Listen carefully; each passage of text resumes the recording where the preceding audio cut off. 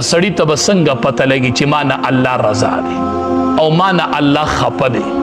چې کله بنده نه الله خفه شي، کور ته نه علي نه، ګاډې ته نه علي نه، جیداد نه اخلاص کی نه، بیماری پې راولي نه، د الله د ناراضتیا دلیل دی چې کله بنده نه الله خفه شي نو الله ته نه د سجدي توفیق والی. بیا سجده تندې الله ته نه لګي، دا د الله د ناراضتیا دلیل چې پنځه ټیمه د الله ته تندې لګي، شکر وباسه الله ته خوښي. او په دې پنځو ټیمو کې کله لګي او کله نه لګي، پته لګي چې الله ته ناخوښي. یو ټیم د تندې الله ځان ته نه پرېږدي. الله درنه د سحر د مانځه د سجدې توفیق اغستی، سحر د الله تندې ځان ته نه پرېږدي، معلومیږي دا الله درنه خفه شوی دی چې ستا تندې الله ته نه لګي. څلورو منځونو کې لګي او د سحر په مانځه کې نه لګي. په اعمالو دې لږ سوچ وکړه، لږ فکر وکړه الله درنه خفه دی چې په څه وجه خفه دی چې تندې دې الله ځان ته نه پرېږدي. دا تندې الله بیا ځان ته نه پرېږدي.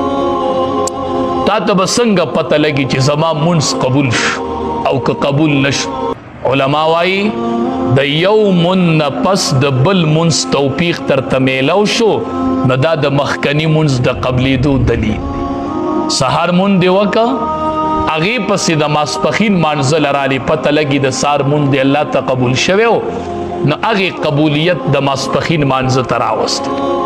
یو منځ دې وکړو بل نه کېږي، پته لګي چې دا مخکنی منځ دې الله ته نه دی قبول. دا د سحر منځ چې مونږ نه کوو په دې لږ غور وکړئ، ټول غور وکړئ خپل ګریوان کې، هر یو تن ته به اوس پته ولګي.